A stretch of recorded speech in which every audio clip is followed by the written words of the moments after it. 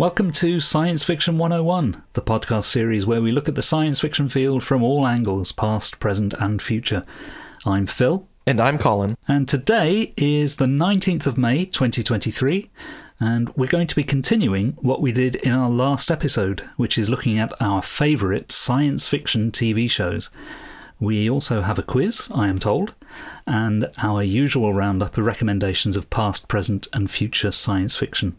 Now, we've had some feedback. New listener Bay commented on our favourite movies episode saying, I really enjoyed this episode, realised what the holes in my watching are that need filling.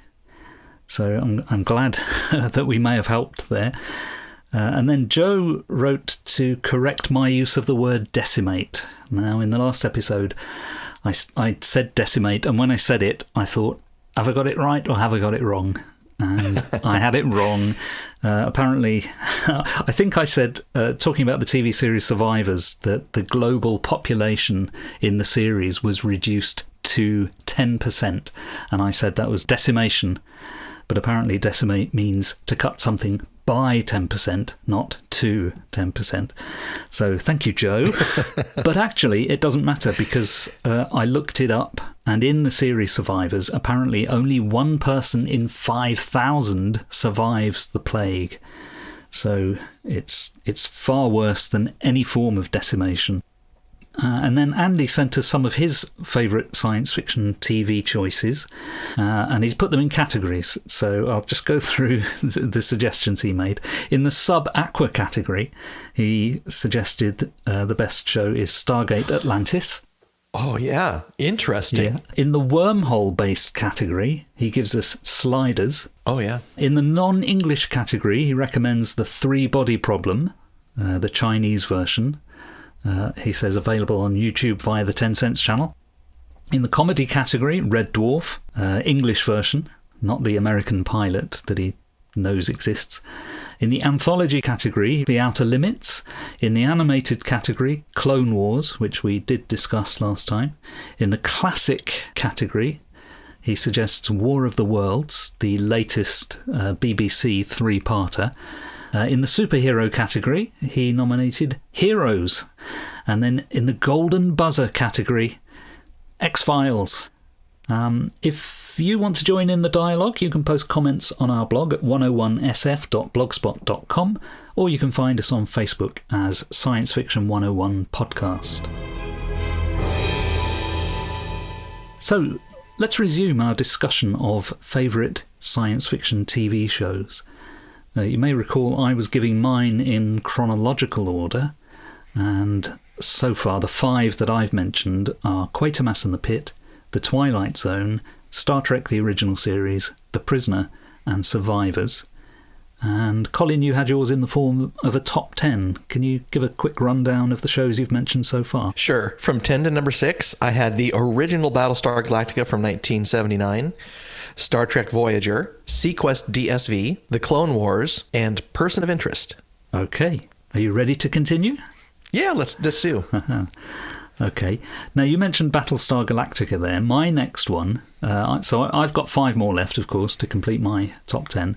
And my next one is from 2003, and it's the reboot of Battlestar Galactica. Now, I was never a fan of the original Battlestar Galactica, and in fact, when they did the reboot, I chose not to watch it because I thought, what's the point of watching a remake of something that I didn't like in the first place? But I had a friend who said, no, you've got to watch it. It's far better. But he pointed out that it had a whole different philosophical depth to it. It was also beautifully shot. I think they used multiple cameras, and it was very dynamic compared to other science fiction shows. Mm-hmm. So I watched it, and I was totally blown away by the first episode and watched all through the rest of it. I seem to remember flagging a bit towards the end, and I don't think I ever did get round to watching the sequel, which was called Caprica, I think. That sounds right, yeah. Yeah, but Battlestar itself, certainly in the early seasons, was terrific. And what I particularly liked about it was that we grew to know and love a set of characters. And I may be getting this slightly wrong in terms of timescale, but like a couple of seasons in, we started discovering that some of the people who we thought were humans fighting against androids or toasters or whatever they were called, some of those people we assumed were humans were actually toasters themselves. And not only that, they didn't know they were toasters. And so it gives you this whole other dimension to this idea of a synthetic human, that you might think, well, there's them and us.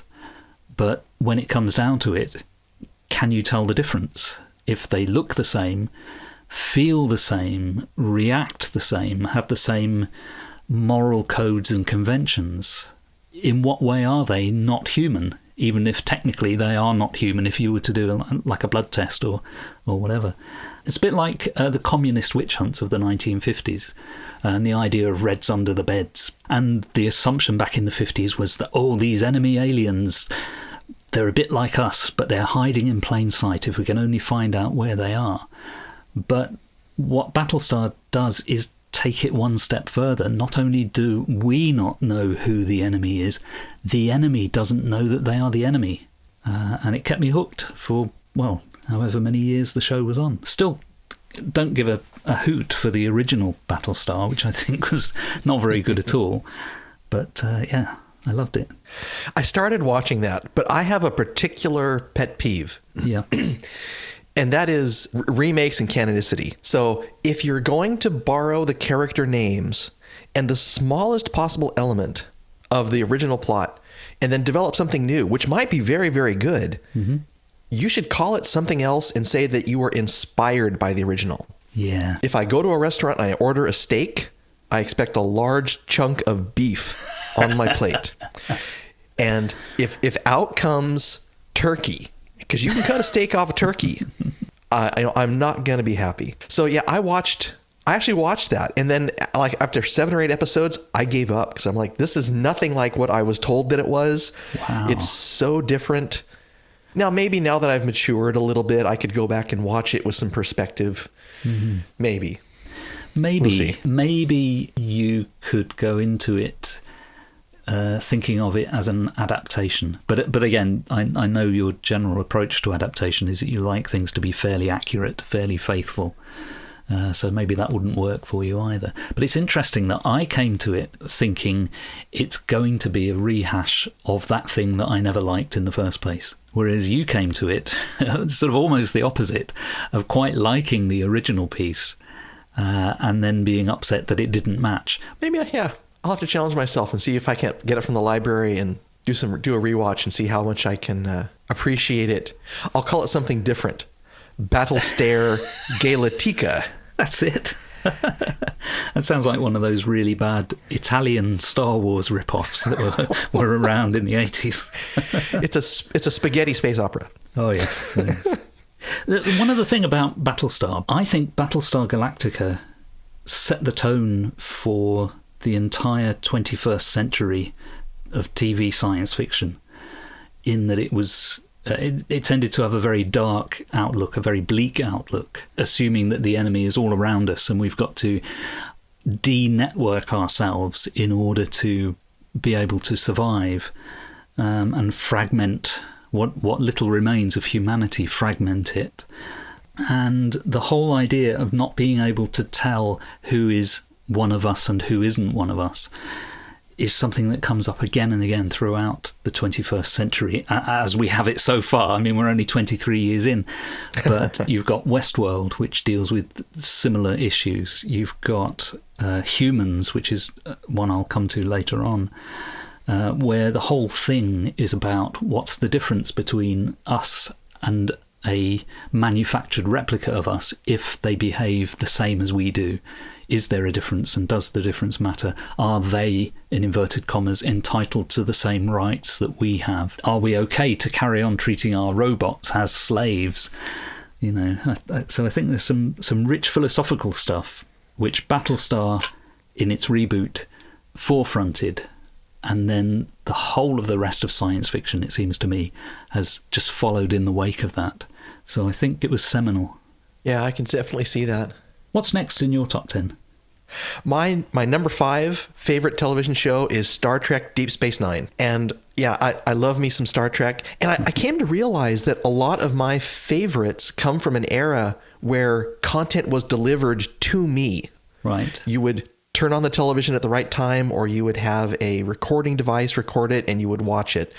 Where today, it's way more a la carte. You have to go out and get it. Like you even mentioned, right? It could be available on the 10 cents an episode at Amazon, or you'd have to be a Paramount customer or a Peacock customer or a Disney customer.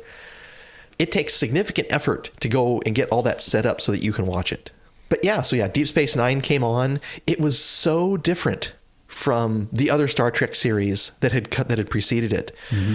But I think it was still quintessentially Star Trek. It asked questions about who we are and who other people are and how we respond to temptation and challenge and loss and conflict, and what choices will we make when those things happen. Did you find that it changed over time? I mean, do you have a view that the final couple of seasons of DS9 are a very different beast to the first couple of seasons, or do you see it as being more or less one continuum? Let me say 2 things about that. Deep Space Nine definitely had a response to another series, which I'll mention in a little while, where instead of having Monster of the Week episodes or Encounter of the Week episodes, there were long arcs. And things that happened in earlier episodes affected later episodes, like you would expect in actual, life or linear storytelling. Yeah. And so, I think Deep Space Nine started more Monster of the Week style and ended up more, arc style. It's a 5-episode arc. It's a season-long arc. And I liked the arc style storytelling better than some of the Monster of the Week episodes. A few years ago, I started on a rewatch, and I only got through to about halfway through season 5.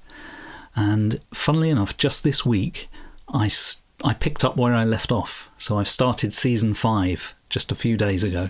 And the reason is it just popped up on UK Netflix.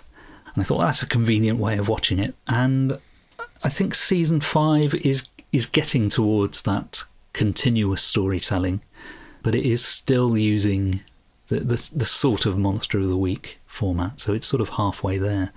But I do find that a lot of people who talk about DS9 as being the most important Star Trek and the one that really changed Star Trek forever and is more modern than the others, most people who talk in those terms are not really talking about the first few seasons, because the first few seasons really are very similar to Next Gen. And it's only really in the last, I think, maybe seasons 5, 6 and 7 that it becomes a different beast. Anyway, I'm waffling now. Shall I go on to my next one? Do, please. I'm now up to 2015 and 12 Monkeys, which is, I think, probably my favourite time travel series. Obviously, well, I was going to say it's based on a film or spun off from a film, although I gather that it wasn't written that way originally. Originally, it was just written as a time travel series, and I think somebody at the studio or the network said, by the way, we've got the rights to 12 Monkeys. Would you like to turn your thing into 12 Monkeys? I think that's what happened. So that's why it is so very different in many ways to the film, although it's still got the same sort of mystery of what is the 12 Monkeys and can we go back in time and change things and all of that. But what I like about 12 Monkeys is that it sort of has that classic science fiction thing of we may well be able to go back in time, but no matter what we try to do to fix things, if you like, the universe has a way of working against us and putting things back as they were meant to be, in inverted commas. A sort of classic science fiction trope, really, of time travel. And from that series, we have a guy called Terry Matalas, who's just completed Star Trek Picard Season 3 as showrunner and done a very impressive job. So I think 12 Monkeys proved to be a very good training ground for some key TV creatives.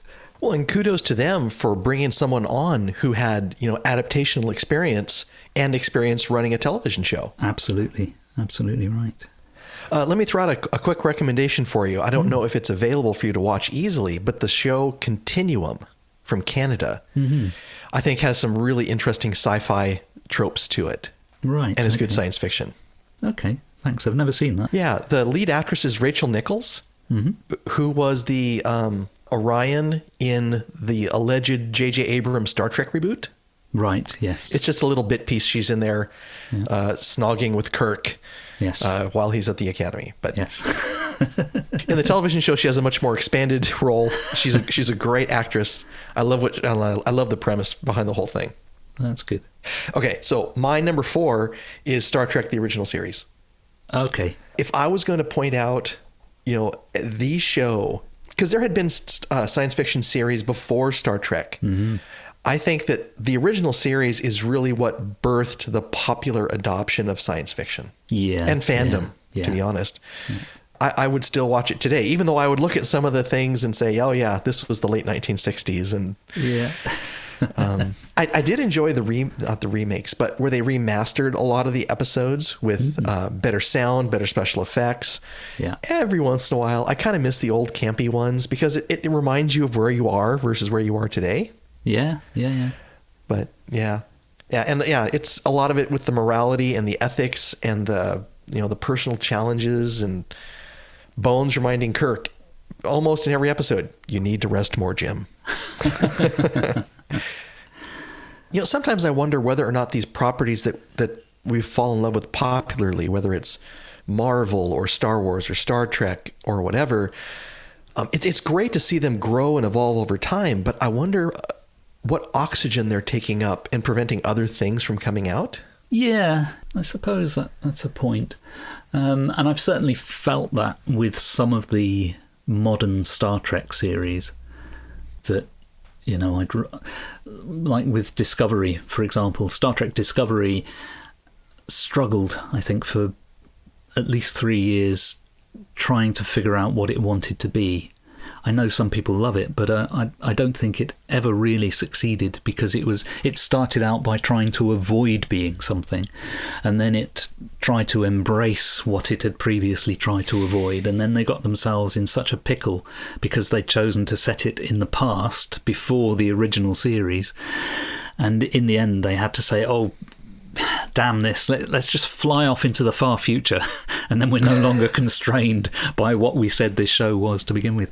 In the field of English literature, there's a thing called the anxiety of influence, which I think comes from Harold Bloom, the critic, and in fact it comes from the study of poetry.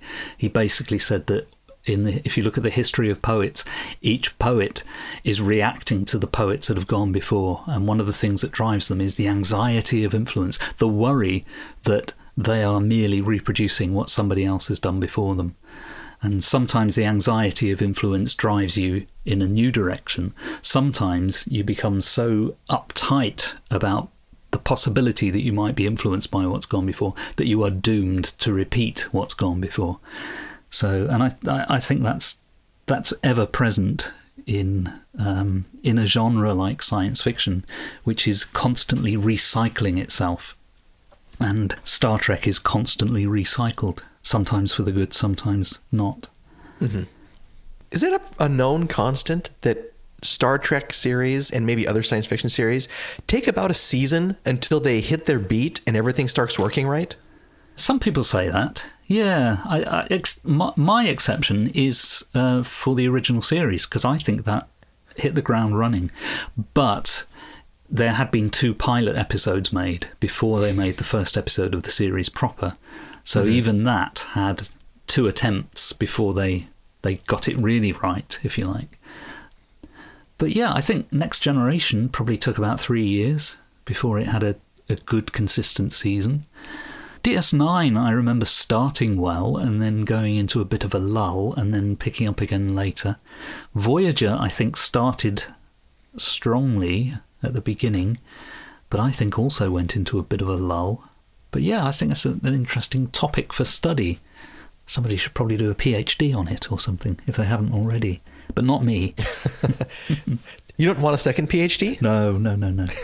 But you need one, Colin. You could do one. I'd have to get a master's degree first. Oh, okay.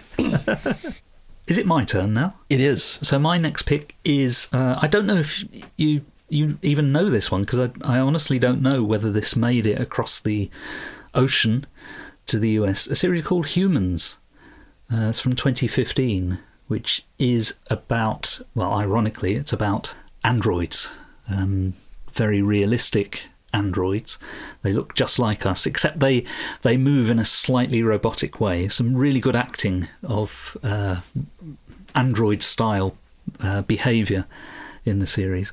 But it's one of these shows which is all about, they look like us, they talk like us, they appear to exhibit the same behaviours and feelings as us. But of course they're only faking it because they're androids, they're not like us, they're not really human. But of course it turns out they are, and so you end up with a kind of a battle between humans and non-humans, and almost a kind of a civil war, and the idea of emancipation and these robot slaves in uprising against us, you know. So it's one of those shows where you find yourself taking the side of the, quotes, enemy. I keep doing air quotes today. I know you can't see them, but I am doing them here. It's one of those things where you take the side of the androids because you can see that they deserve to be recognised every bit as much as we do, you know. And it was based upon, I'm going to say, a Swedish show and then adapted for the UK. My third most favorite show is Stargate SG-1. So that is, it's really a sequel to the movie that came out, Stargate. Yeah. With, Kurt Russell and James Spader. Yeah. And ran for 7 seasons, spawned 3 follow-up series, an animated series, cartoons, and they're even now talking about another reboot. Good grief. But yeah, it has, for me, it has a lot of the same beats as Star Trek: The Next Generation, where you're focused on this team of people that are there to protect the Earth and do exploration. Mm-hmm. And, are faced with, well, this culture is different from ours, and they were subjugated by the aliens, and we're kind of sneaking around trying not to get the aliens' attention because they would come back and squash us. And yeah. Do you know, I've never seen it. I've been constantly aware of it because it's always been on TV, and I dare say some channel here is showing it now. I think I had it in my mind that it's based on a film that I wasn't particularly interested in. It's that old thing again that we have these preconceptions. So maybe I should put it on the bucket list and try and fit it in before I shuffle off this mortal coil. Because it's a television production, the special effects qualities are fairly low, especially if you have originally watched the movies. Yeah. But it gets better over time goes on. At some point, it jumps from, I want to say, Showtime to the Sci-Fi Channel. Right. And at also about that time, they moved from having, Monster of the Week kind of episodes with some light overall arcing to being heavily arced. Okay, yeah. And to be honest, my favorites are those original Monster of the Week episodes. My next one, coming closer to the present day, my next one is from 2017, although it's still going, and it's The Handmaid's Tale. Now, some people would say, that's not science fiction.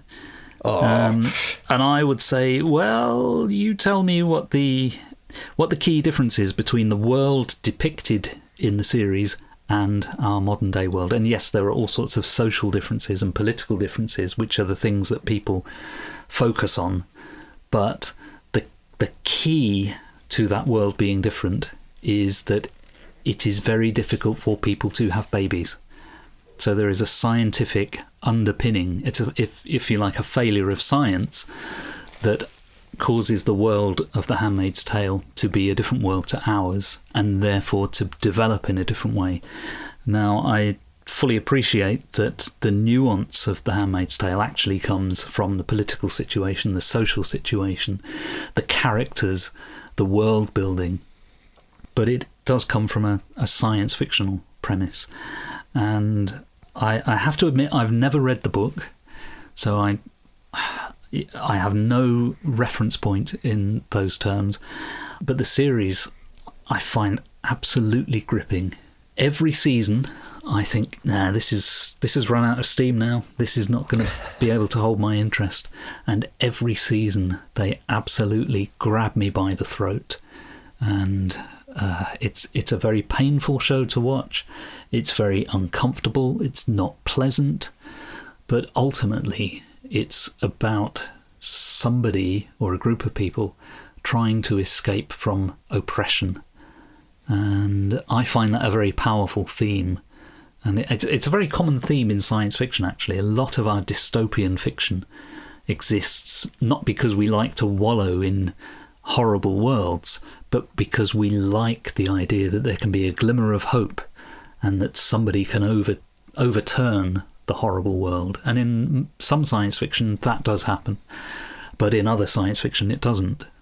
But I think The Handmaid's Tale is a classic dystopia. Margaret Atwood, of course, would deny that it is science fiction, but she thinks science fiction is squids in space. So we don't listen to her opinion on genre definitions. No. But, it's that The Handmaid's Tale is, I think, considered literature. Yes, with a capital L, yes. Because the topics that it discusses about the oppression of women and love versus duty and other kinds of things. So people study it that way. But if there's any science fiction in your literature, then a lot of people will reject it. And so authors, want to step away from that label. Yes, very much. But I still hold out the hope that maybe in the very final episode of The Handmaid's Tale, we might see a squid in space. She might use her influence to actually give us a definitive science fiction element. But no. You had mentioned, science fiction getting dark.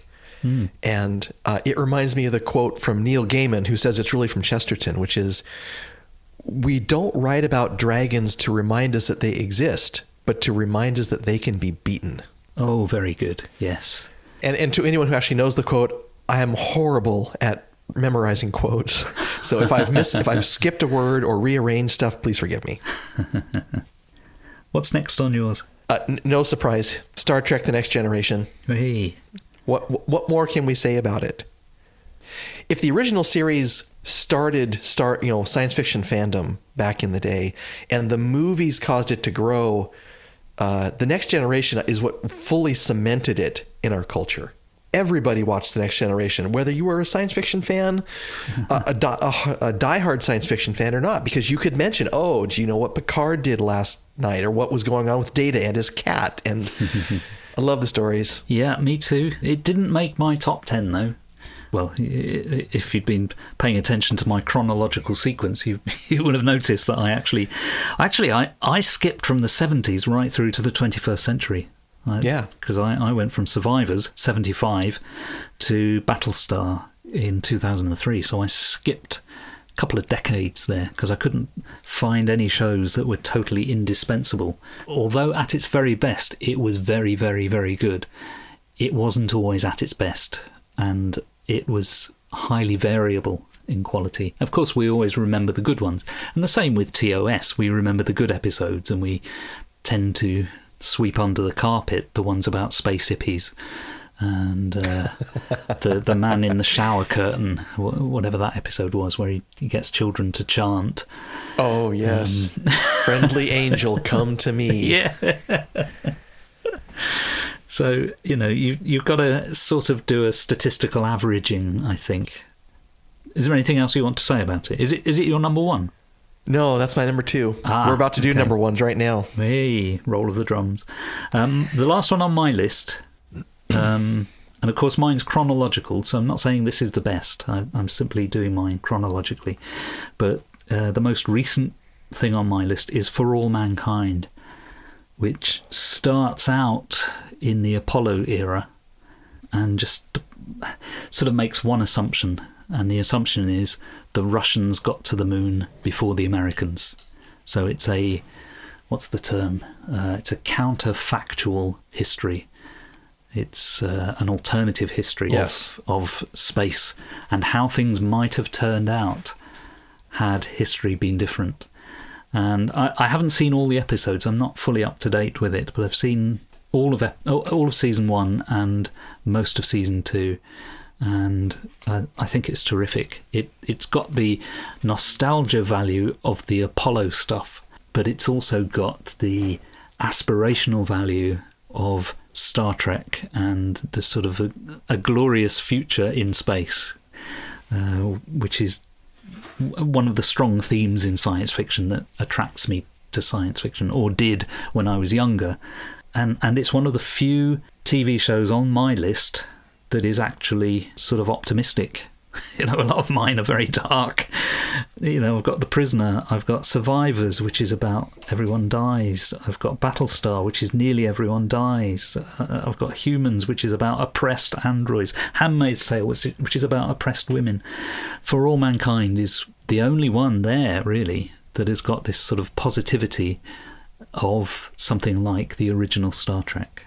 And of course, the brains behind For All Mankind is Ron Moore, who was also the brains behind the reboot of Battlestar, and he was also one of the transforming influences on TNG. If we had a sort of a science fiction TV Hall of Fame, I think Ron Moore would be in there, along with people like Rod Serling and Gene Roddenberry. Definitely. So, roll on the drums. What's at number 1, Colin? My number 1 favorite TV show of all time is Babylon 5. Hey. It has that Star Trek the original series space western kind of feel. Yeah. We are the last best hope for peace. Yes. It had at the time phenomenal special effects. Mm-hmm. And one of the things I kind of like about it is it had realistic spaceship battles. In Star Wars, the ships fly like they're on Earth in air. Yeah. And when Timothy Zahn wrote Heir to the Empire, the first book, he actually, in the first few chapters in an X-Wing battle, talked about engaging the etheric rudder so that he could bank and turn.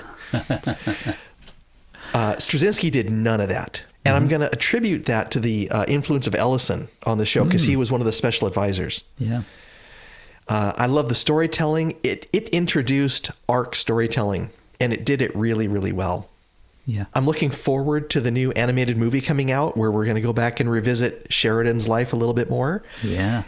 And with bated breath, because I'm the kind of person that will reject things that are bad non-canonical adaptations or reboots. I'm interested to see what the guy that wrote the original will do for a reboot 30 years later. Yeah, it's an unusual situation, isn't it? I mean, we've had, I suppose, when Star Trek came back, Gene Roddenberry was in charge of Star Trek the Motion Picture, but that was a mere 10 years after the TV series. When Star Trek the Motion Picture came out, it to me, it was a lifetime since the original Star Trek had been around. But I look back now and see that it was only 10 years. But as you say, the time difference between Babylon 5 being on and its possible return is much more than that. It's a huge period of time. I think that people are looking for the next Star Trek, the next Star Wars, the next Marvel, the next DC thing. And Babylon 5, Stargate, they could become them. Well, we've travelled quite a long way in our top 10s. I've also got a sort of a list of also-rans. Can I just reel those off for you? Sure. The ones. So these are the fine... When I wrote the list originally, and it was many more than 10, but I was determined to get it down to 10. And the last few that I crossed out to get me down to 10 were these. 1984, which is a BBC production from 1954, starring Peter Cushing. Time Tunnel, which is the Irwin Allen series from 66. Planet of the Apes TV series from 1974, because I loved that as a kid. It's not as good now when I go back to it as it was back in the day, but it still has a place in my heart. TNG, Star Trek Next Generation, is in my also-rans. And then from more recent times, Years and Years, which was a series that Russell T Davies wrote and produced in 2019. And Devs, which was I think a 10-episode series from Alex Garland. So all of those are great in different ways. And I was sad to have to cross them out, but I did in the end. Did you have any sort of close runners-up? I did. Let me just read you the next 5. Okay. Because I had a lot. I really like science fiction on television a lot. Earth 2. Oh, yeah. Yeah. Quantum Leap. Fringe. I watched that after I became a father. And so that particular aspect of the show really, really touched me in several ways. The next one would be 7 Days. I don't know that one at all. Oh, 7 Days is a time travel show, and it has this very interesting premise where time travel is allowed, but only for 7 days. You can only go back 7 days in time. Yeah. And it's almost like Stargate, where the government is in control of the technology, and when they determine a sufficiently bad event happens, they're sending their agent back in time 7 days to try and stop it from happening. Fantastic. And I also really liked Firefly. Oh, yes. Yeah. And I've got another list as well, which is shows that I really, really wanted to be good, but either they were disappointing when I actually got to see them, or they were disappointing when I did a rewatch. So I've got Land of the Giants, which as a kid I adored, but when I rewatched it as an adult, it's terrible. I mean the visuals are okay, but the storytelling is awful. There's a series called The Immortal, which is based on a novel by James Gunn, which I love. It's a writer and a novel that I particularly enjoy. And for years I'd known this TV series had been based on it, but it just was not available anywhere. And then they released a DVD of it. The film was made in 1970, and they released the DVD sometime in the 2000s. And when I finally got to see it, I thought, oh, no, it's not very good, actually. So I'd waited like 30 years to see this TV series. And I've also got $6 Million Man, which, again, I loved as a kid, but when I've gone back to it as an adult, it's not very good. And then I've got Flash Forward, which I think was very strong, but had that fatal flaw of being cancelled before they resolved the story. So that's one I will never go back to, because I think, what's the point? There's no ending. It's like going back to a novel with a final chapter missing. And then I've got Star Trek Discovery, which when the first episode was shown, I thought was terrific, but then it went rapidly downhill. And then I've got Westworld, which was brilliant for one season and then terrible in its second season. And I've never known a show flip so drastically overnight, as it were. So, but yeah, I found that I had loads and loads of things that I could have put on my list because, like you, I love science fiction TV. I think I love TV more than I love films, really. And I've certainly seen more TV than I have films. And so coming up with a shortlist for this is almost impossible. Mm-hmm. I hear you. Well, Phil, are you ready for a diabolical quiz? Oh, I guess I am. What I have for you today is a quiz given to us by one of our listeners. And these are 8 scenes from books or films featuring food or drink. Oh my. Now, I really struggled with this quiz.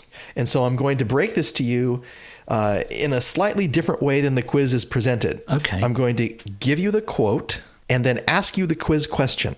Okay. I'm going to give you 1 point if you can tell me where it comes from, and I'll give you another point if you can give me the specific details asked for in the question. I understand. Okay. I'm just trying to visualize how this is going to go. Okay, give me a question then. This is the quote. "That's apple pie. It's terrific. Who says this, and why do they use those words?" Can I have the quote again, please? "That's apple pie. It's terrific." This is a film from 1984. Film from 1984. The best guess I can come up with, I'm pretty sure isn't from 1984, so I don't think it can possibly be that. The film version of The Twilight Zone, which has an adaptation of a famous story called It's a Good Life. That is not correct. No.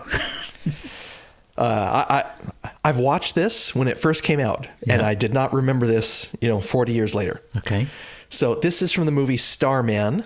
Oh, So in the movie Starman, Jeff Bridges is an alien disguised as a human, and he has been taken to a diner for the first time. He doesn't know about food. He's never eaten before, and the waitress has just said, "The apple pie is terrific." Fantastic. Next question. You haven't been eating bread and cheese? A homeless alcoholic, Mr. Thomas Marvel, asks this. Ah. Who is he asking? Oh. And what prompts him to ask it? This is a book from 1897. This is The Invisible Man. Yes. By H.G. Wells. He must be saying it to the Invisible Man. And if you need a name for the Invisible Man, is he called Griffin? He is called Griffin. Oh, hey. And so the question is, why does he say it? I remember there is a scene in...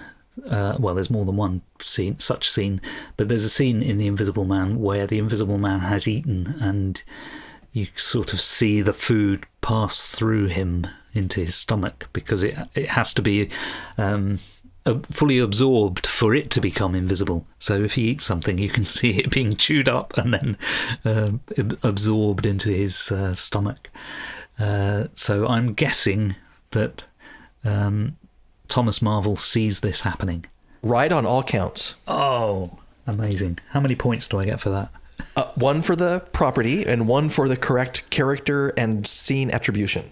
Brilliant. I'll tell you, I self-administered this quiz and I'll be sharing my score.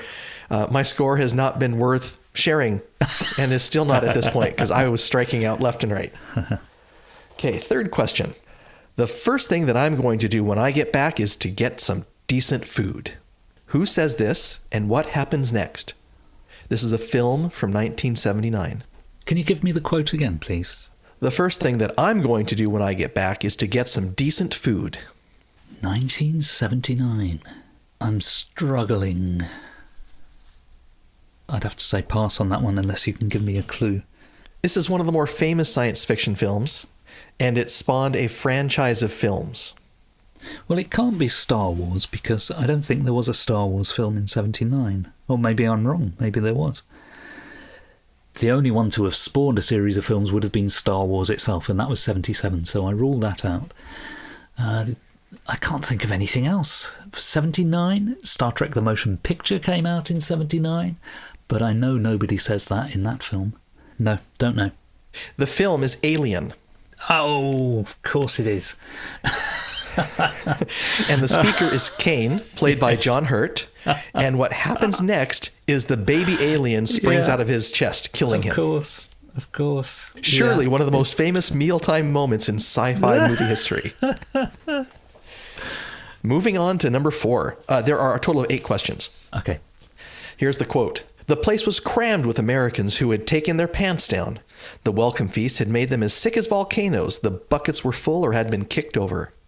What feast was this, and why are they so sick? This is a novel from 1969. The place was crammed with Americans who had taken their pants down. The welcome feast had made them as sick as volcanoes. The buckets were full or had been kicked over. It sounds quite... it's sort of humorous. So I sort of sense a satirical tone there. So I'm wondering if it might be something by Kurt Vonnegut.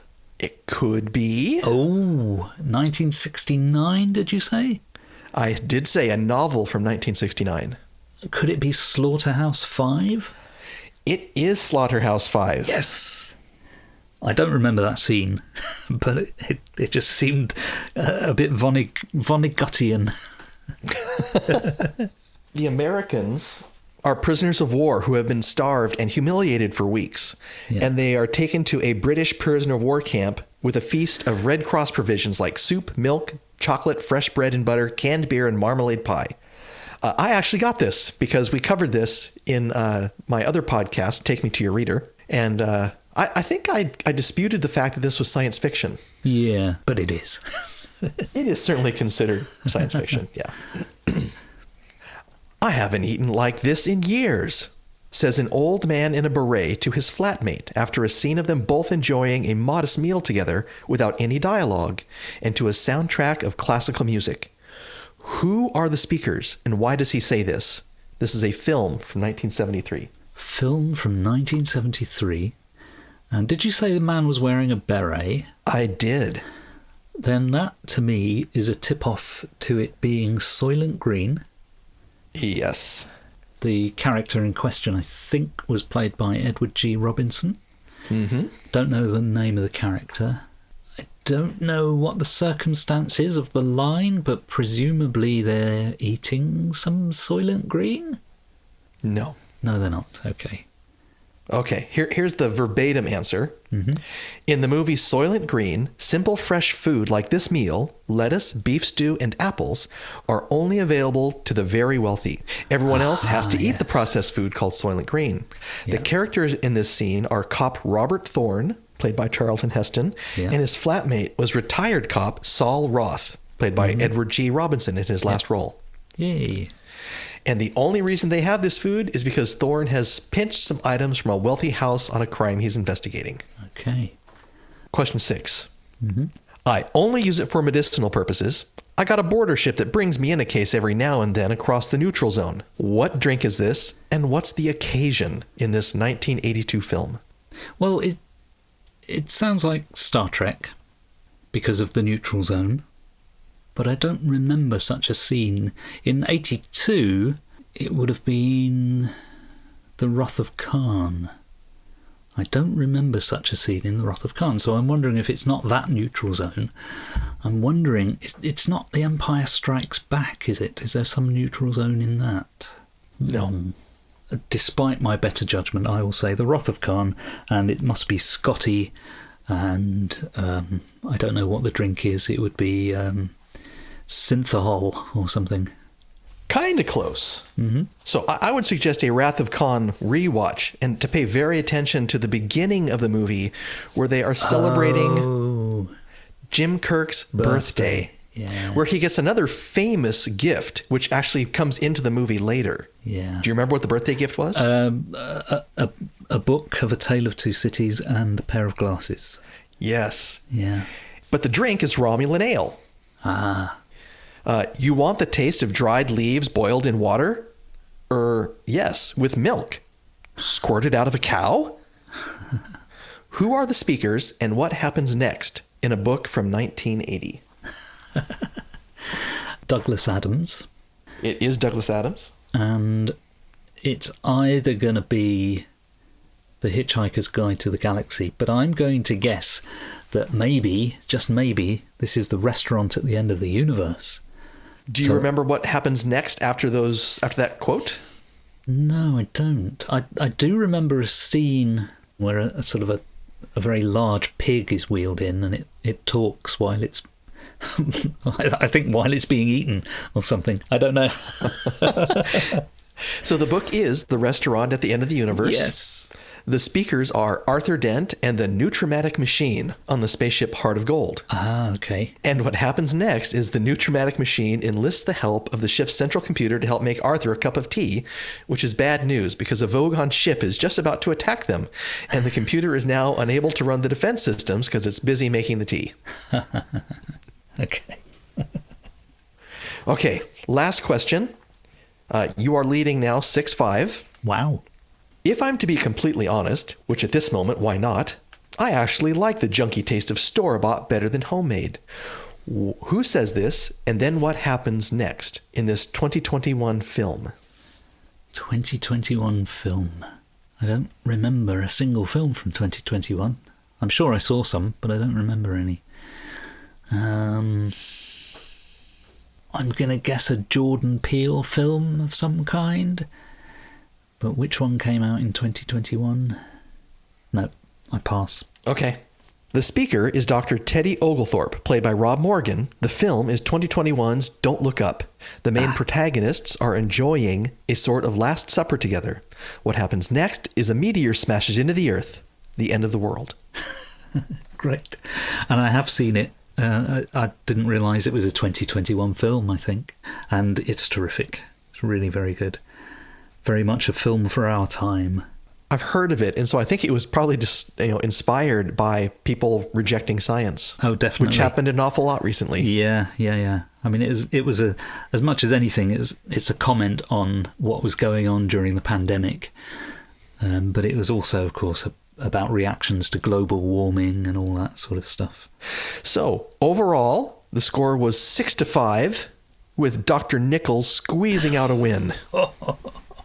And it's all because of Edward G. Robinson and his beret. Yeah.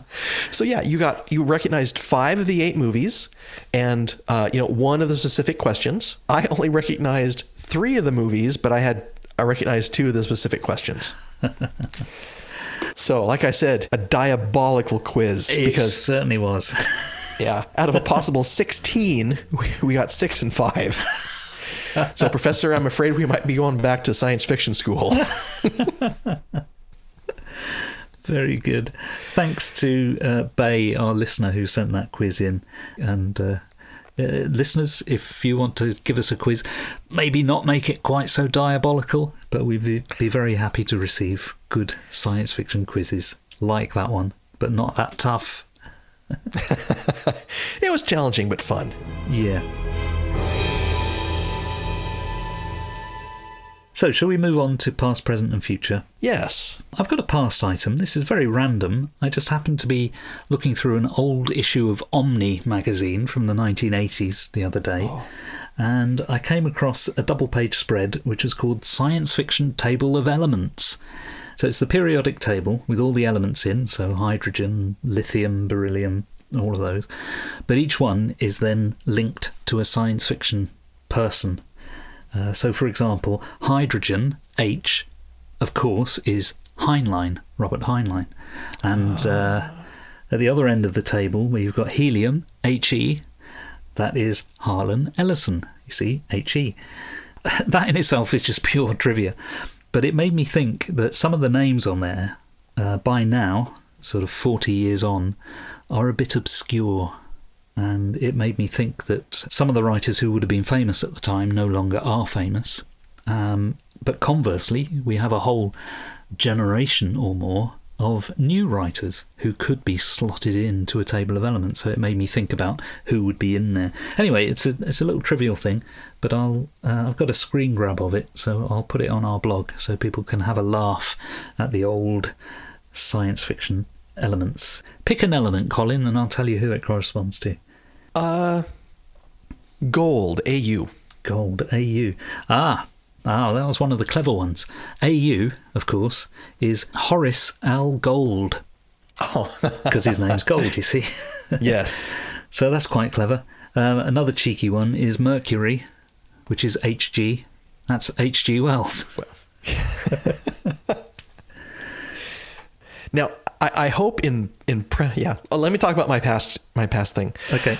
So right now, fungus in science fiction is all the rage. Yes. And that's mainly driven by this television series based on the game The Last of Us. Yeah.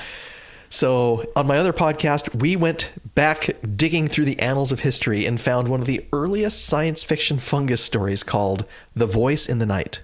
Ooh. William Hope Hodgson. Oh, yes, I've heard of him. And it's from 1907. That's sounds like useful trivia for a quiz. Yeah. The earliest known we could find mention of fungus in science fiction where it was significant. Do you have any other past items? No. Okay, let's move on to the present then. My present item is something I saw online the other day, is the virtual tour of the Starship Enterprise, or actually Starships Enterprises, because they've done it for every variant of the USS Enterprise from Star Trek. Really good, really fascinating, lets you browse around everything on the bridge of the Starship. So again, it's not something that you can appreciate on a podcast, but I'll put a link on our blog so that people can go and explore. That's cool. This podcast was actually supposed to be recorded about a week ago, and the reason it was delayed was I was at the wedding of my niece in Pittsburgh, Pennsylvania. Okay. And while I was there, I visited the Carnegie Science Museum. It has a series of wonderful exhibits about space right now, including the International Space Station, and about colonizing Mars. And one of the things that I was completely blown away with, that in addition to physicists and rocket designers and astronauts, they listed a couple of very prominent names like Bradbury, Asimov, and Méliès. And so there was this wonderful recognition of the influence that science fiction has had in helping people to dream about reaching the stars. Very good. And that was called out in particular in the Martian exhibit. The work of H.G. Wells was there. The work of Andy Weir was mentioned in this exhibit, where they're talking about, well, how will we deal with reduced gravity, and how will we explore, and how will we create food while we're on Mars? That's not a permanent exhibit. That's like a thing that's on for a fixed time, is it? I have the feeling that the space station exhibit is permanent, but the Martian exhibit seems to be a special because it was on one of the higher floors. Right, yeah. Another quick present item is I did make it all the way through Star Trek Picard Season 3, and it's very good. I feel almost wrong in saying it, because the first 2 seasons of Picard were not great. Those were 2 of the most disappointing seasons of television I've ever witnessed. But Season 3 of Picard is amazingly good. If you're a fan of The Next Generation, you've got to see it. It's a bit like having one more Next Generation movie. And it kind of wipes away memories you may have of Star Trek Nemesis, which was the last Next Gen film, and which was not a very good film at all. And it did so badly at the box office that they never made another one. Well, This 3rd season of Picard is like they finally made another one. And it's very good, really very good. There are some problems with it. It's not perfect. It's not the greatest television ever made, but it redeems the series, and it makes me think, if only these people had been in charge of it from the beginning, it could have been great from the beginning. Now, can I skip Season 2? Is there anything that we would need to know from there in order to get to Season 3? There are some callbacks to Season 2, but there are callbacks to other things that you won't necessarily recognise specifically what they're calling back to. So no, you don't really need to. Any more present? I should have prepared better. There was a tweet that came out from Elizabeth Bear about genres of science fiction. Mm-hmm. And how we currently live in a time where you can no longer assume that they have read Asimov, Heinlein, Clarke, Gernsback. You've read the old pulps. Everyone is coming from a new perspective and bringing that in and creating great science fiction from it, which sounds exactly like what we talk about. Yeah. I will go back and I will find that tweet, and then I'll send it to you so that then you can read it and decide if we would want to invite Elizabeth onto the show, and maybe we could talk about that in more depth. Very good. It is something I've thought about before, that there appears to have been a finite point at which the genre of science fiction came into existence. I mean, if you start digging into the history, there is no such finite point, but there is pretty much a focal point when American science fiction kicked off, which is with the birth of the pulp magazines and the beginning of sort of science fiction communities. That's before our lifetime, but it's not that long ago in terms of my grandfather would have been alive at the time, so it's within living memory-ish rather than my own personal memory. But it does make me conscious that every generation that's been born since doesn't have that connection with the origin of it, and it's how much that matters. But I do think that, unlike any other genre, there is more curiosity about the past of the genre. Anyway, I'm waffling once again. No, you're right, but that's the nature of our podcast. What, waffling? It's where is science fiction today? How did it get here? Yeah. Which involves, looking at the past, but not being, I'm going to say, enslaved to it. Yes. And then wondering, because that's the very nature of science fiction, what comes next? Yeah. Well, what comes next is the future. So I have a couple of future items. In the last episode, I said that J. Michael Straczynski had posted a mysterious thing on social media about something that was going to be happening soon. We now know that what he was referring to is the Babylon 5 animated movie, which is finished, he says, and is due to be released in the next couple of months. So, mystery solved. The other future item I have is a documentary that's coming out later this year, 1982, the greatest geek year ever. And the premise of the documentary, I don't know if you've heard about it. No. They point out that in 1982, you had the following films being released: Blade Runner, E.T., The Wrath of Khan, The Thing, Conan the Barbarian, The Road Warrior, Tron, Poltergeist, The Dark Crystal, Creepshow, Firefox, The Beastmaster, The Sword and the Sorcerer, Swamp Thing. And the contention is that 1982, therefore, was the greatest geek year ever. I remember 1982. What I remember most about it is, to me, that was peak Starlog. I used to buy Starlog magazine, and it used to tell me about all these fantastic films and TV series that were in production, many of which just never reached me, because it's an American magazine, and some of these films literally didn't come to the UK, or if they did, they only came out on VHS a few years later. But of course all the big ones did, and I remember that feeling like a very busy time, but I just assumed that it was, that was the era where I became super interested in the genre. So it'll be interesting to see the various views.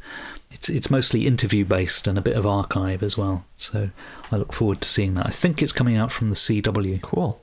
I had mentioned that Stargate SG-1 is one of my favorite television shows. Yeah. And Dean Devlin has announced that there will be a Stargate SG-1 reboot, I believe, on the CW. Ah, okay. Although with the writer's strike currently going on, who knows how that's going to play out. Yeah.